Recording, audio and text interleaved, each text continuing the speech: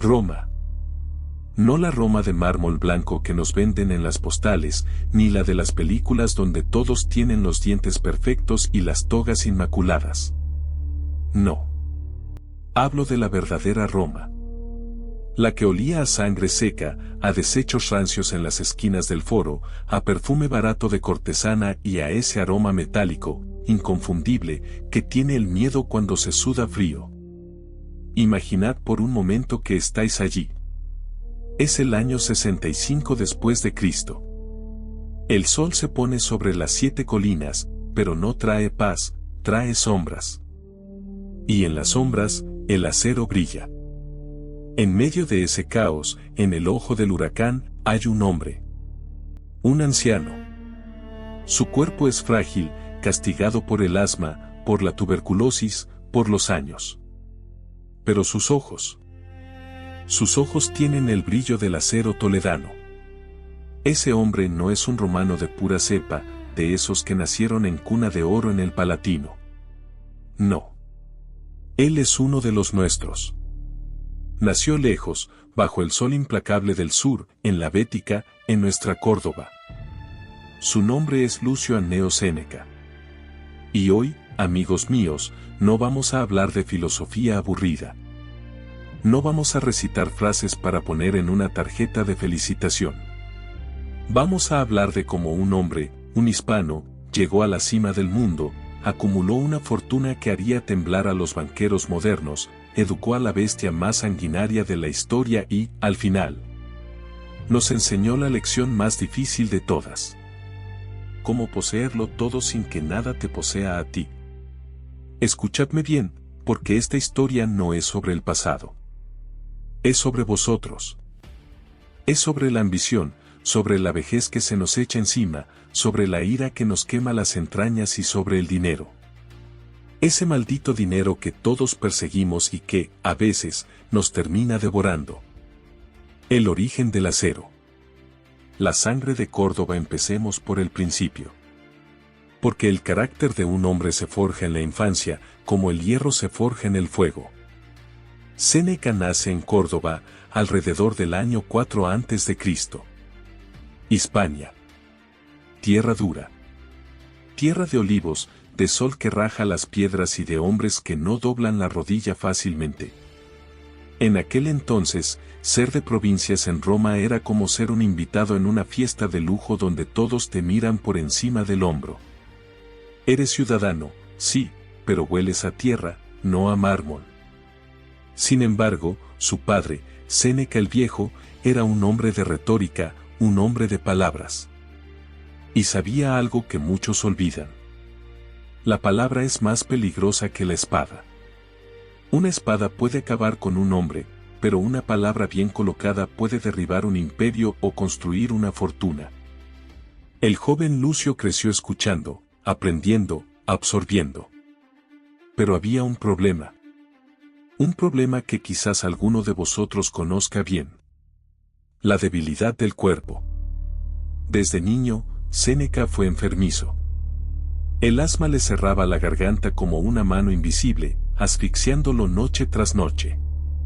Imaginad el terror de un niño que no sabe si la próxima bocanada de aire llegará a sus pulmones. Vivir con la parca sentada a los pies de tu cama te cambia. Te hace ver la vida con una urgencia que los sanos, los arrogantes, no entienden. Mientras otros niños jugaban a ser soldados, Séneca jugaba a sobrevivir. Hay un momento en su juventud, cuando ya estaba en Roma, en que la desesperación casi lo vence. La tuberculosis lo consumía. El dolor era constante. La debilidad, humillante. Y aquí es donde vemos el primer destello de ese estoicismo que no se aprende en los libros, sino en el dolor. Séneca pensó en terminar con todo. Lo consideró seriamente. Abrir las puertas de la vida y dejar que el agua caliente se llevara el sufrimiento. Era la salida fácil, la puerta de emergencia. ¿Sabéis por qué no lo hizo? No fue por miedo al infierno, ni por cobardía. Fue por su padre. Él mismo lo escribió. Mi padre, que me amaba tanto, no habría soportado mi partida. Así que me ordené a mí mismo vivir. Porque a veces, vivir es un acto de valentía. Deteneos un segundo aquí. Me ordené a mí mismo vivir. Eso es voluntad. Eso es lo que separa a los hombres de los niños. ¿Cuántos de nosotros hemos querido tirar la toalla cuando el negocio quiebra, cuando la mujer se va, cuando la salud falla? Y sin embargo, seguimos. No por nosotros, sino por los que dependen de nuestra fuerza. Séneca, el joven asmático de Córdoba, entendió a los 20 años lo que muchos no entienden a los 80. Tú no te perteneces solo a ti mismo. Tu vida es un deber hacia tu estirpe, hacia tu sangre. La selva romana. Calígula y la envidia. Séneca se lanza a la arena política. Y Roma en aquel tiempo no era una democracia civilizada. Era una fosa de leones. El emperador era Tiberio, un viejo paranoico y cruel. Luego vino Calígula. Ah, Calígula. La locura hecha carne. Imaginad tener un jefe que no solo es incompetente, sino que literalmente cree que es un dios y puede ordenar que te quiten la cabeza porque no le gustó cómo le miraste en el desayuno. Ese era el ambiente laboral de Séneca. Pero el hispano tenía un don. Hablaba como los ángeles. Su oratoria era brillante, afilada, moderna. La gente se agolpaba para escucharle en el Senado.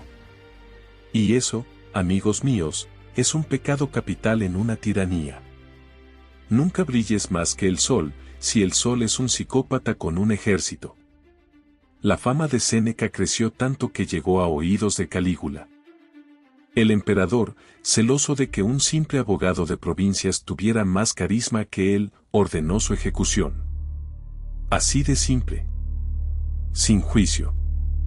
Sin defensa. Acabad con él, me molesta su éxito.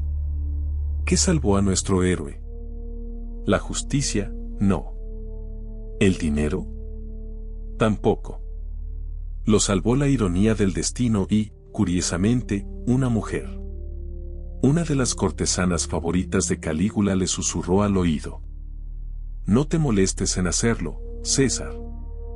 Míralo. Está tísico.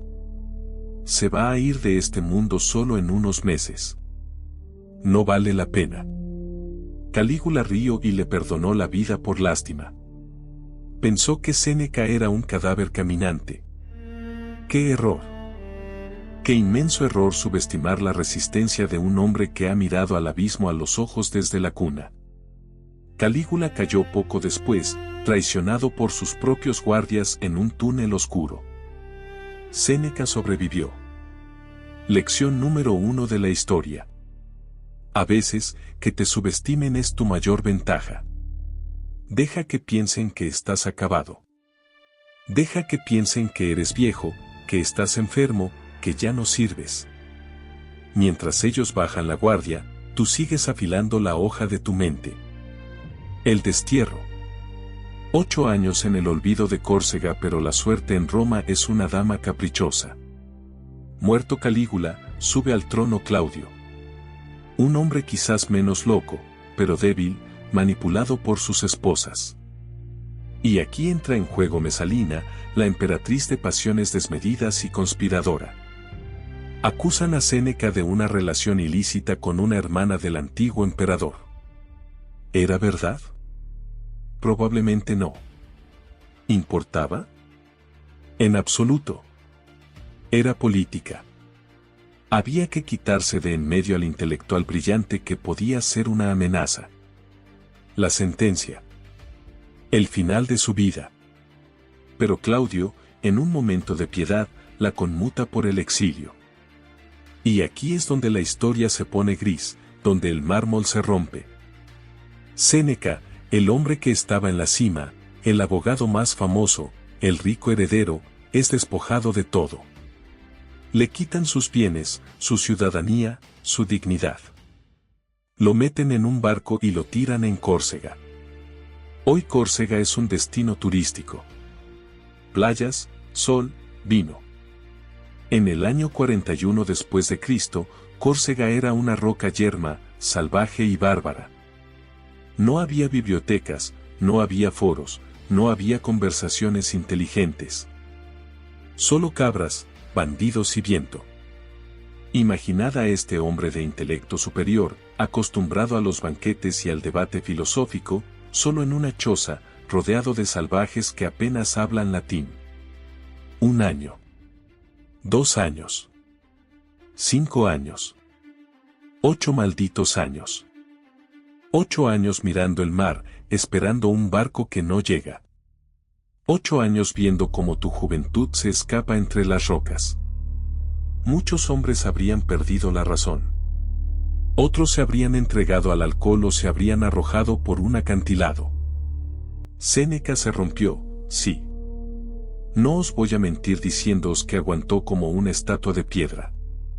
Escribió cartas suplicando perdón, cartas aduladoras y patéticas a los libertos del emperador para que le dejaran volver. Fue humano. Y eso es lo que me gusta de él.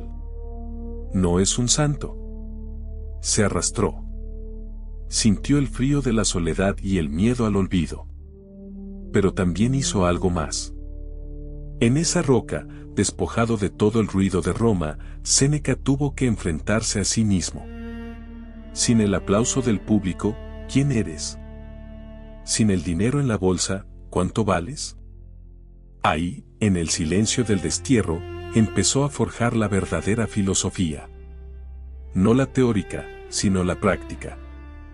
Entendió que el destino es como un perro atado a un carro. Si el perro corre junto al carro, el viaje es suave. Si el perro se resiste, será arrastrado, pero el carro seguirá avanzando igual. Du compte volentem fata, nolentem traunt. El destino guía a quien lo acepta y arrastra a quien se resiste. Séneca dejó de resistirse. Empezó a escribir, a estudiar la naturaleza, a mirar las estrellas. Aprendió que su mente era el único reino que nadie, ni el emperador, podía arrebatarle. El regreso. El pacto de poder año 49 después de Cristo. El viento cambia. Mesalina ha caído. Claudio tiene una nueva esposa. Agripina. Agripina. Recordad este nombre. Si la ambición tuviera rostro de mujer, sería el suyo. Hermana de Calígula, esposa de Claudio, madre de Nerón. Una mujer con más agallas que todo el Senado romano junto. Ella no quería ser la esposa del emperador, ella quería gobernar a través del emperador. Pero tenía un problema. Su hijo, Nerón, era un niño de 12 años, mimado y sin disciplina. Necesitaba al mejor tutor del mundo. Necesitaba un cerebro que pudiera moldear al futuro amo del universo. Y se acordó del exiliado en Córcega. Séneca recibe la carta. Vuelve a Roma. Serás el pretor. Serás el tutor del príncipe. Serás rico y poderoso de nuevo. ¿Qué habríais hecho vosotros? Sed sinceros. Después de 8 años comiendo polvo y hablando con las cabras, te ofrecen volver al centro del mundo, al lujo, al poder. Pero hay un precio. Siempre hay un precio. El precio es servir a una familia peligrosa. El precio es educar a un niño que tiene la inestabilidad en la sangre. El precio es vender una parte de tu alma para recuperar tu vida. Séneca aceptó. Por supuesto que aceptó. Era un estoico, no un necio. Pero aquí comienza la gran paradoja, el gran conflicto que hace que esta historia sea fascinante para hombres como nosotros. Séneca vuelve a Roma y se convierte en la mano derecha del poder. Durante 5 años, el famoso quinquenio de Nerón, el Imperio Romano vive una época dorada. ¿Por qué? Porque quien gobernaba de facto no era el muchacho Nerón, ni el viejo Claudio. Eran Séneca y Burro, el prefecto del pretorio, el jefe de la guardia, el músculo, la mente y la espada. Séneca gobernaba el mundo. Y al hacerlo, se hizo inmensamente rico. Hablemos de dinero. Pero de dinero de verdad. No de tener un buen coche y una casa en la playa. Hablo de una fortuna de 300 millones de sestercios. Para que os hagáis una idea, un legionario romano, un soldado profesional que se jugaba la vida a diario, ganaba 900 sestercios al año. Séneca tenía 300 millones. Tenía viñedos en Italia, tierras en Egipto, préstamos en Britania. Se dice que la rebelión de la reina Boudica empezó porque Séneca reclamó sus deudas de golpe con intereses usureros. Tenía mesas de madera de cítricos con patas de marfil, tenía cientos de esclavos, tenía banquetes donde se servían lenguas de flamenco. Y aquí viene la crítica, la risa cínica de sus enemigos. ¿No eres tú, Séneca, el que escribe tratados sobre la pobreza? ¿No eres tú el que dice que lo único que importa es la virtud? ¿Cómo puedes predicar la austeridad desde un palacio de oro? Los hipócritas le señalaban con el dedo. Publio Suilio, un enemigo político, lo atacó en el Senado. ¿Con qué sabiduría, con qué preceptos filosóficos se amasan 300 millones en 4 años? Es una pregunta legítima, ¿verdad? ¿Cómo se compagina ser un filósofo moralista con ser el banquero del imperio? Aquí es donde Séneca nos da la lección magistral. Él no se escondió. No pidió perdón por ser rico. Él miró a sus acusadores a los ojos y les dijo, básicamente: yo no alabo la pobreza, alabo la libertad ante la riqueza. El sabio no rechaza el dinero si entra en su casa honradamente, pero no se aferra a él si se va. Para mí, la riqueza es una esclava, para vosotros, insensatos, es una dueña. Escuchad la diferencia. La riqueza como esclava, no como dueña. Séneca nos dice: tened dinero. Tened mucho dinero. Ganadlo con vuestro talento. Disfrutadlo. Comprad el mejor vino, usad la mejor ropa. Pero, si mañana se incendia vuestra casa, si mañana el mercado colapsa y lo perdéis todo, vuestra sonrisa no debe borrarse. Esa es la clave. La indiferencia. Él vivía en un palacio, pero a menudo dormía en un colchón duro y comía pan seco, solo para recordarle a su cuerpo que podía vivir sin lujos. Se entrenaba para la escasez mientras nadaba en oro. Se decía a sí mismo: todo esto es prestado. La fortuna me lo dio, la fortuna me lo puede quitar. Y si me lo quita, seguiré siendo Séneca. ¿Cuántos hombres conocéis hoy que, si pierden su cuenta bancaria, pierden su identidad? Hombres que se hunden en la oscuridad cuando quiebran porque no saben quiénes son sin su tarjeta de crédito. Séneca nos advierte desde hace 2000 años. No pongáis vuestro valor en cosas que os pueden robar. Construid una fortaleza interior. Llenad vuestras arcas, sí, pero llenad vuestra alma de algo más duro, más resistente. Porque el invierno siempre llega. Y para Séneca, el invierno tenía un nombre: Nerón. La bestia despierta. Los primeros años fueron buenos. Nerón escuchaba. Séneca escribía sus discursos, le enseñaba clemencia, le guiaba. Pero la sangre tira. La inestabilidad de los Julio Claudios empezó a brotar. Primero, Nerón eliminó a su hermanastro, Británico. Fue en una cena. Un veneno en el vino. El chico cayó fulminado ante los ojos de todos. Nerón dijo: es solo un ataque de epilepsia. Séneca estaba allí. Vio caer al chico. Sabía que era un crimen. ¿Qué hizo? Cayó. Ese es el precio del poder. El silencio. La complicidad. Séneca sabía que si hablaba, su destino estaba sellado. Y pensó, quizás con arrogancia, que él era el único que podía contener al monstruo.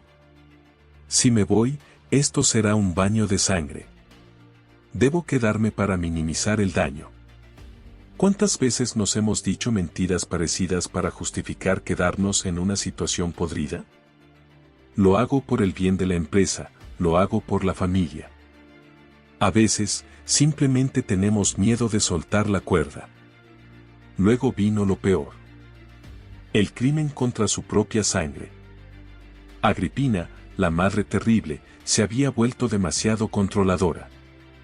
Nerón quería ser libre. Y para un emperador romano, ser libre significaba eliminar a quien te molestaba, aunque fuera la mujer que te trajo al mundo. Imaginad la escena. Noche cerrada en la bahía de Nápoles. Un barco trucado para hundirse. Agripina sobrevive al naufragio, nada hasta la orilla, dura como el pedernal. Nerón entra en pánico.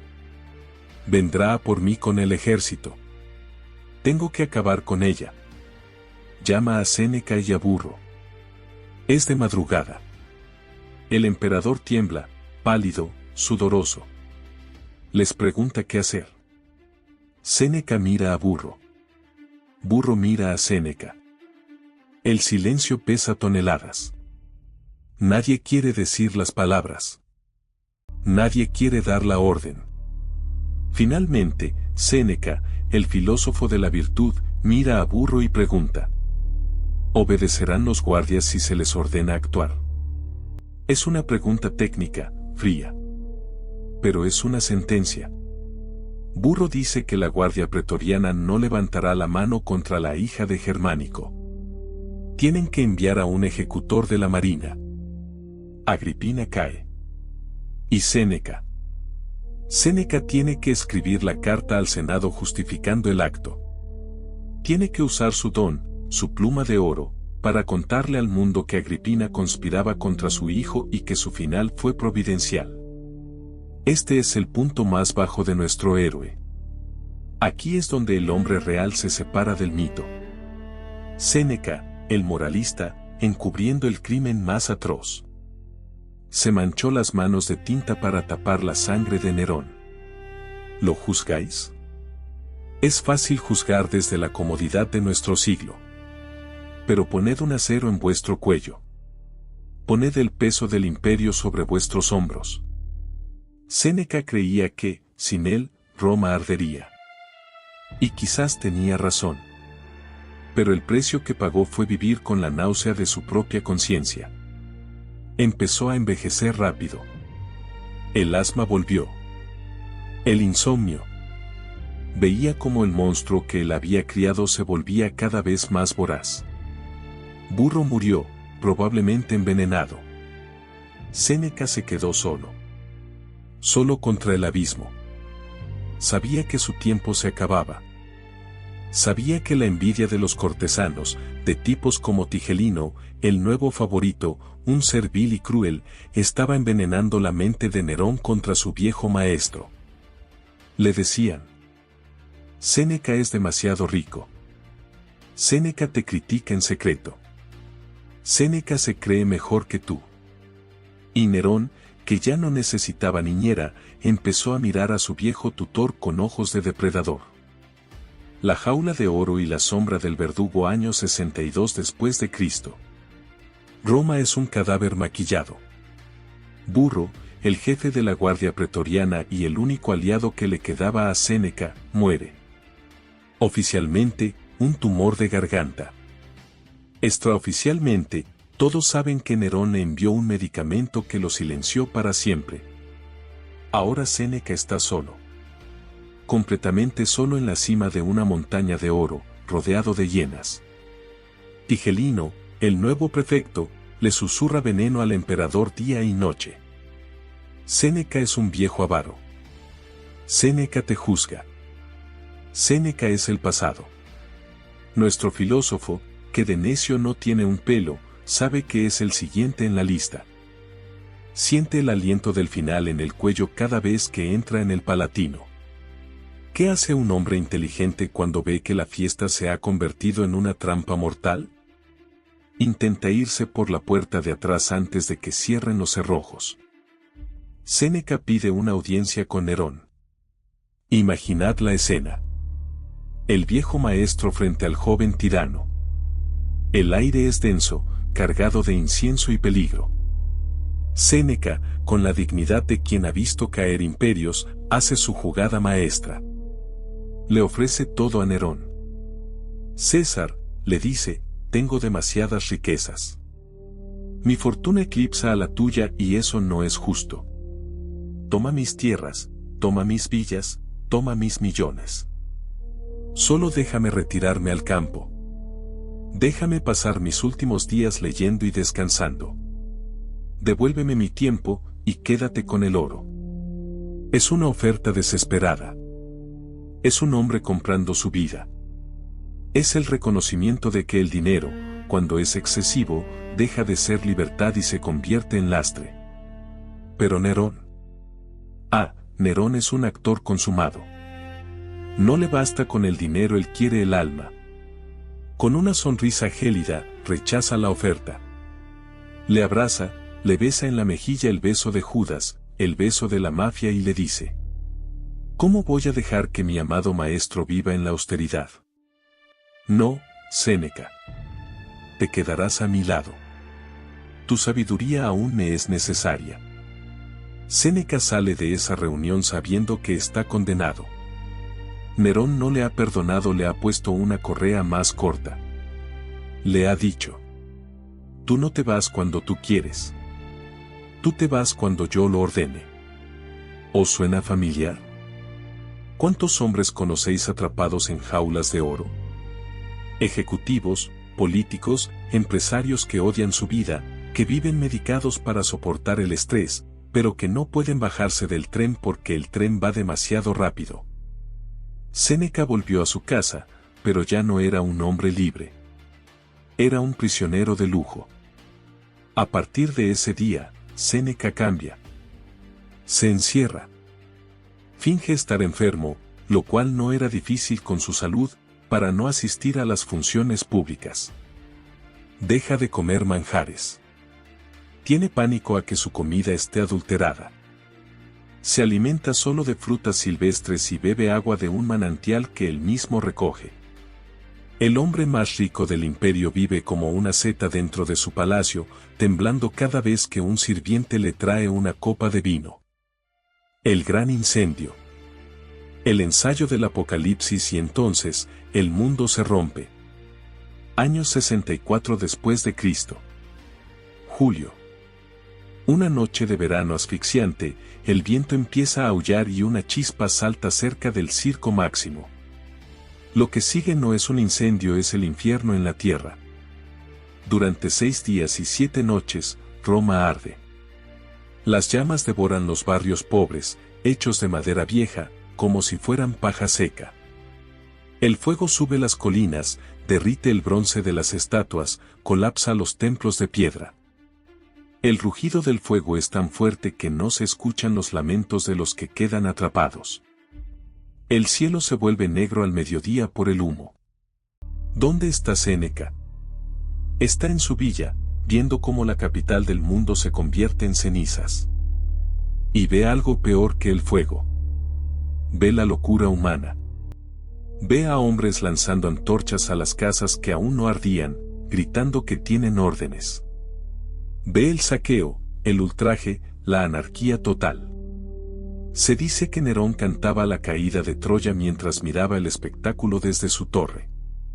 Quizás sea leyenda, pero la verdad es que el emperador necesitaba espacio para construir su nuevo palacio megalómano, la Domus Aurea. Y el fuego le limpió el terreno. Pero el pueblo necesita un culpable. Alguien tiene que pagar por el dolor, por los hijos perdidos, por las casas destruidas. Nerón, para desviar la atención, señala a una pequeña secta de judíos extraños, los cristianos. Y comienza la persecución implacable.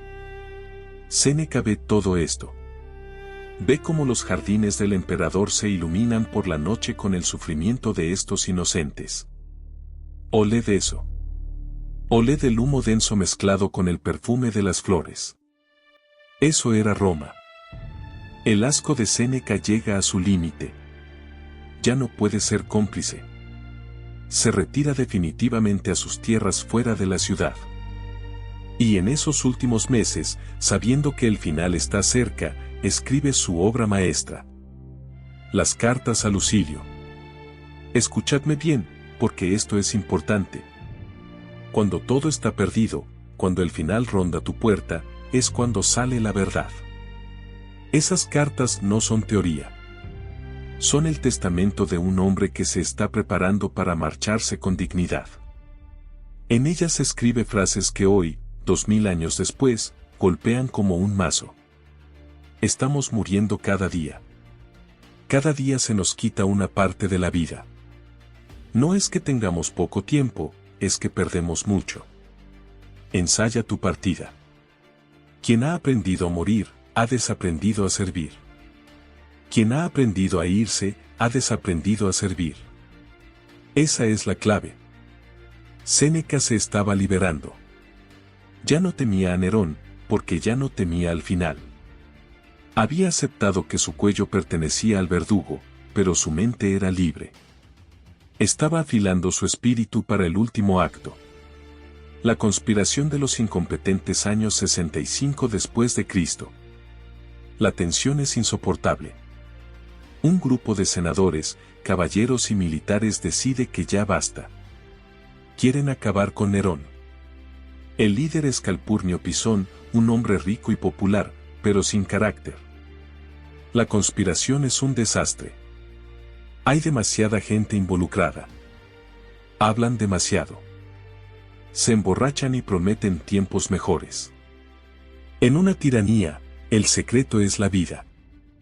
Si lo cuentas, caes. Y estos insensatos lo contaron. Un liberto descubre el plan y corre a contárselo a Nerón. Comienzan los interrogatorios brutales. Y bajo la presión extrema, la gente habla. Natalis, uno de los conspiradores, buscando salvar su propia piel, suelta el nombre que Nerón estaba esperando escuchar. Séneca.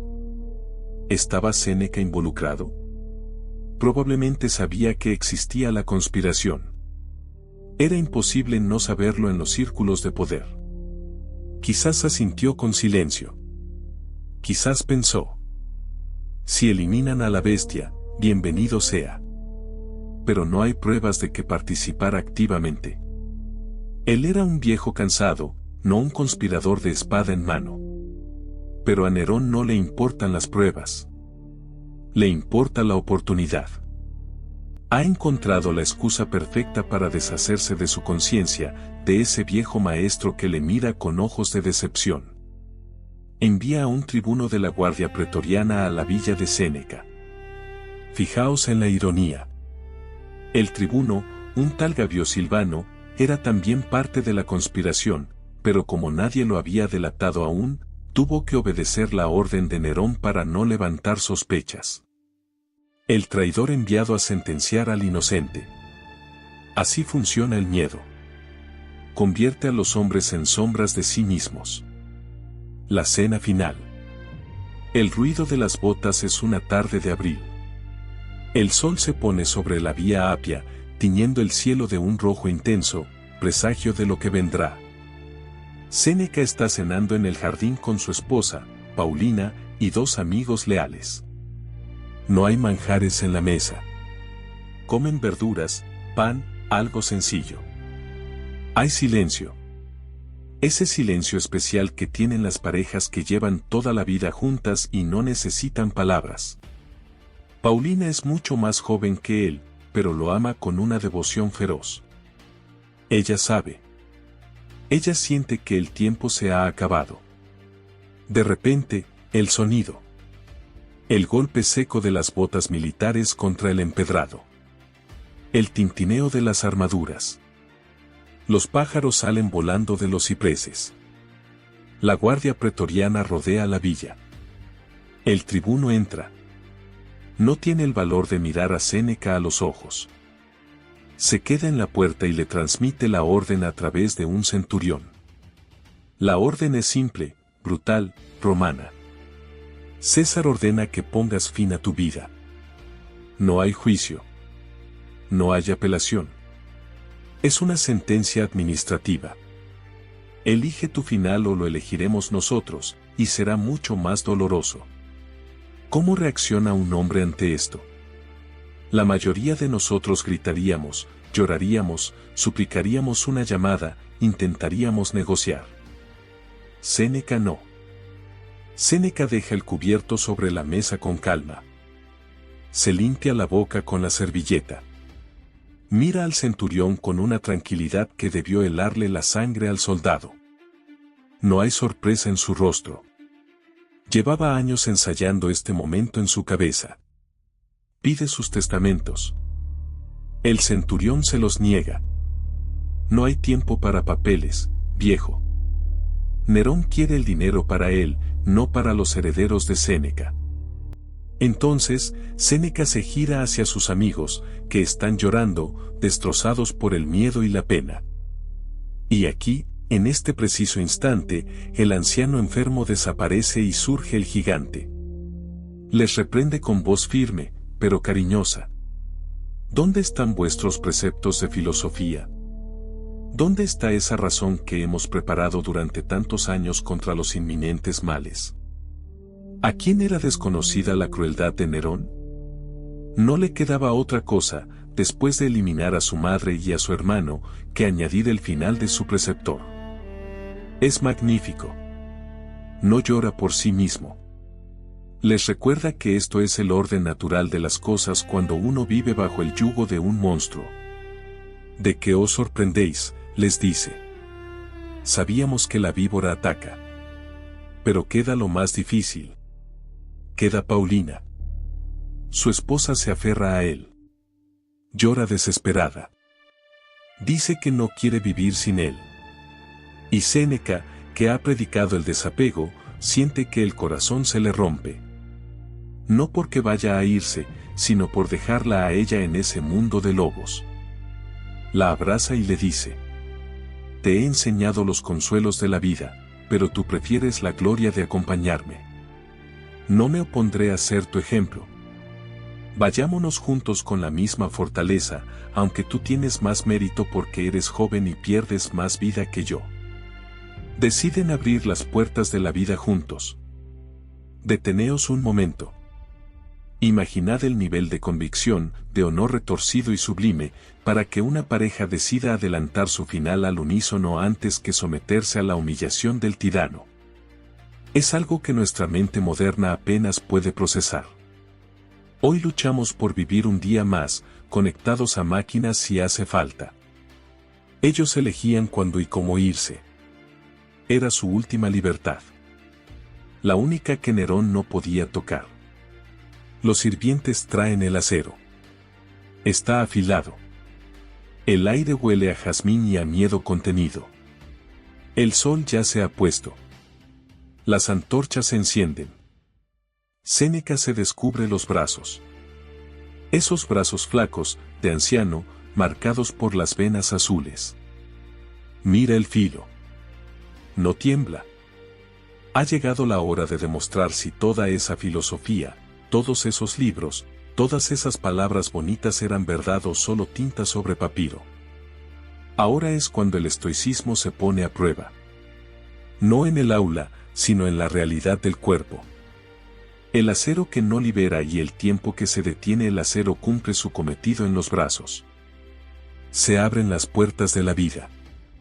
Pero aquí es donde la realidad golpea con su mazo de hierro oxidado, destrozando la imagen romántica que tenemos del final.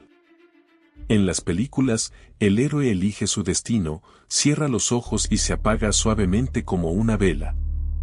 Mentira. La partida es un trabajo difícil. Es biológico. El cuerpo se resiste. Séneca tiene casi 70 años. Su cuerpo está castigado por décadas de asma, de ayunos, de enfermedades. Su circulación es débil. La fuerza vital, vieja y cansada, apenas fluye. No hay un torrente, hay un goteo lento, espeso, agónico. La vida se niega a salir, aferrándose a ese cuerpo frágil con una tenacidad desesperante. Imaginad la frustración. Has tomado la decisión más difícil de tu vida, has superado el instinto de supervivencia, has marcado tu propia piel. Y el destino te hace esperar. Te obliga a sentarte y mirar cómo te vas apagando gota a gota, minuto a minuto. El dolor físico empieza a mezclarse con el frío. Viendo que los brazos no son suficientes, Séneca pide que abran también el camino en los tobillos y detrás de las rodillas. Se convierte en un mapa de heridas. Pero el dolor es atroz. Y, peor aún, ver sufrir a su esposa Paulina, que también comparte su destino a su lado, empieza a quebrar su resolución. No por miedo propio, sino por amor. Aquí vemos al hombre de carne y hueso. El estoico le dice a Paulina: ve a otra habitación. No quiero que mi dolor te debilite, ni quiero flaquear viendo el tuyo. Se separan. Es la última vez que se ven. Y aquí ocurre algo que demuestra que el destino tiene un sentido del humor macabro. Los soldados, esos mismos que trajeron la orden final, empiezan a ponerse nerviosos. Si Paulina fallece, la plebe podría enfurecerse. Paulina es respetada, no tiene crímenes. Nerón, ese cobarde que teme a la opinión pública tanto como a los fantasmas, no quiere más mártires de la cuenta. Envía una contraorden a toda prisa. Salvad a la mujer. Vendad sus heridas. Que no perezca. Los esclavos y soldados se abalanzan sobre ella, detienen el flujo vital. Paulina vivirá unos años más, pero cuentan los historiadores que su rostro quedó para siempre con una palidez sepulcral, blanca como el mármol, testigo de que una parte de ella se fue aquella noche en esa habitación. Pero Séneca se queda solo. Apagándose. Lento. Terriblemente lento. El último discurso. La mente sobre la materia que hace un hombre que se está yendo a plazos en una habitación vacía. La mayoría rezaría. Otros llorarían. Séneca trabaja. Siente que la mente todavía está clara, aunque el cuerpo se enfría. Llama a sus secretarios. Imaginad a esos escribas, con las tablillas de cera y los estiletes, temblando, tomando dictado de un hombre que está cruzando el umbral. Y Séneca empieza a hablar. No son balbuceos. Son frases elocuentes, pensamientos finales, legados de sabiduría. Hasta el último aliento, sigue siendo el maestro. Quiere dejar constancia de que Nerón puede acabar con el hombre, pero no puede silenciar la idea. Esas palabras se publicaron después, pero se han perdido en el tiempo. Sin embargo, el gesto perdura. La voluntad de ser útil hasta el último segundo. Pero el final sigue sin llegar. El sufrimiento es ya una prueba inmensa. Séneca, desesperado, recuerda a su viejo amigo, el médico Estacio Anneo. Le pide el preparado que tenía guardado por si acaso. La cicuta. Sí, la misma cicuta que usó Sócrates. Séneca quiere una salida filosófica, limpia, socrática. Bebe la copa. Espera el frío que sube desde los pies hasta el corazón. Pero nada. Su cuerpo está tan frío por la pérdida de vitalidad que el sistema no responde. El líquido no viaja. Se queda estancado. Ni el acero ni la química logran doblegar a este viejo obstinado de Córdoba. Es como si la vida le estuviera diciendo: has predicado sobre lo fácil que es irse, ahora vas a aprender lo difícil que es soltar. El vapor y la ofrenda final finalmente recurren a la física. Lo meten en un baño de agua caliente para dilatar los vasos y acelerar el proceso. Salpica un poco de agua a los esclavos que lo sostienen, y con una sonrisa irónica, dice sus verdaderas últimas palabras. Ofrezco esta libación a Júpiter liberador.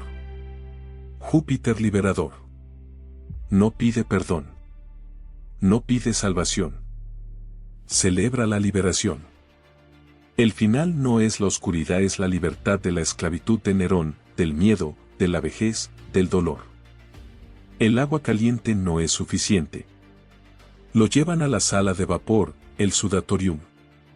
El calor es asfixiante. El vapor llena sus pulmones asmáticos. Y allí, envuelto en la niebla, ahogado por el vapor y la debilidad, Lucio Anneo Séneca cierra los ojos por última vez. Se acabó. Su cuerpo fue sacado y quemado sin ceremonia alguna. Sin desfiles fúnebres, sin discursos en el foro. Él mismo lo había dejado escrito en su testamento años atrás, cuando era el hombre más rico y poderoso del mundo. Ya entonces sabía que al final, todos somos ceniza. Polvo eres y al polvo volverás, tengas 300 millones de sestercios o 3 monedas de cobre. La lección del fuego. ¿Quién ganó? Hombres, mirad esa pira funeraria. Mirad cómo el fuego consume al hombre que tuteló al diablo y escribió sobre los ángeles. Nerón siguió viviendo. Siguió cometiendo atrocidades. 3 años más tarde, el Senado finalmente lo declaró enemigo público. Nerón, acorralado, cobarde hasta el final, no tuvo el valor de Séneca. No pudo tomar el acero él mismo. Tuvo que pedirle a su secretario que le empujara la mano. Se fue de este mundo lloriqueando. ¿Qué artista perece conmigo? Patético. Séneca se fue como un hombre. Nerón se fue como un niño mimado. La historia ha puesto a cada uno en su lugar. Ahora, sentémonos un momento. Apagad el ruido del mundo y escuchadme. Porque todo este drama romano no sirve de nada si no sacamos la lección para nuestras propias vidas. Vosotros, que habéis vivido ya medio siglo o más. Vosotros, que sabéis lo que cuesta ganar el dinero y lo rápido que se pierde la salud. Séneca fue un hipócrita para muchos. Sí, predicó la pobreza desde un palacio. Predicó la virtud sirviendo a un tirano. Fue humano. Imperfecto. Contradictorio. Como tú. Como yo. No somos santos. Hemos cometido errores. Hemos hecho cosas por dinero o por poder de las que no estamos orgullosos. Hemos callado cuando debíamos hablar. Pero la grandeza de Séneca no está en su perfección, sino en su intento. La lección final que nos deja este titán hispano no es sobre cómo partir, sino sobre cómo vivir cuando estás rodeado de locura. 1. El dinero es una herramienta, no un amo. Séneca nos enseñó a ser inmensamente ricos sin ser esclavos. Tened ambición. Construid imperios. Comprad lo que queráis. Pero recordad. Si mañana el destino os lo quita todo, debéis ser capaces de levantaros, sacudiros el polvo y decir: todo lo mío lo llevo conmigo. Vuestra inteligencia, vuestro honor, vuestra capacidad de resiliencia. Eso es lo único que es vuestro. El coche de lujo, la casa, la cuenta bancaria. Eso es un préstamo del destino. Úsalo, disfrútalo, pero no te enamores de ello. Porque el destino es un prestamista cruel y siempre viene a cobrar. 2. La ira es debilidad. Vivimos en un mundo furioso. Mirad las noticias, las redes sociales, el tráfico. Todo el mundo grita. Séneca nos dice: la ira es temporalmente locura. El hombre fuerte no es el que grita y golpea la mesa. El hombre fuerte es el que, frente al insulto, frente a la injusticia, mantiene la calma del mármol. Porque sabe que la ira le hace daño al recipiente que la contiene más que a aquel sobre el cual se vierte. Sed la roca contra la que rompen las olas, no la espuma que se dispersa. 3. El tiempo es el único recurso real. Llegados a nuestra edad, esto golpea duro. No es que tengamos poco tiempo, es que perdemos mucho. ¿En qué gastáis vuestras horas? ¿En discusiones vacías? ¿En preocuparos por cosas que no podéis controlar? ¿En impresionar a gente que no os importa? Séneca os grita desde el pasado. Vivid. Pero vivid de verdad. No simplemente existáis. Reclamad vuestro tiempo. Decid no a las obligaciones inútiles. Dedicad tiempo a vuestra mente, a vuestros verdaderos amigos, a vuestra propia alma. Porque el reloj no se detiene, y la arena en el reloj de vuestra vida ya ha pasado la mitad. Conclusión. El espejo negro, caballeros, la historia de Séneca termina en cenizas, pero su voz resuena en este vacío digital 2000 años después. Él nos pregunta hoy: ¿eres dueño de ti mismo?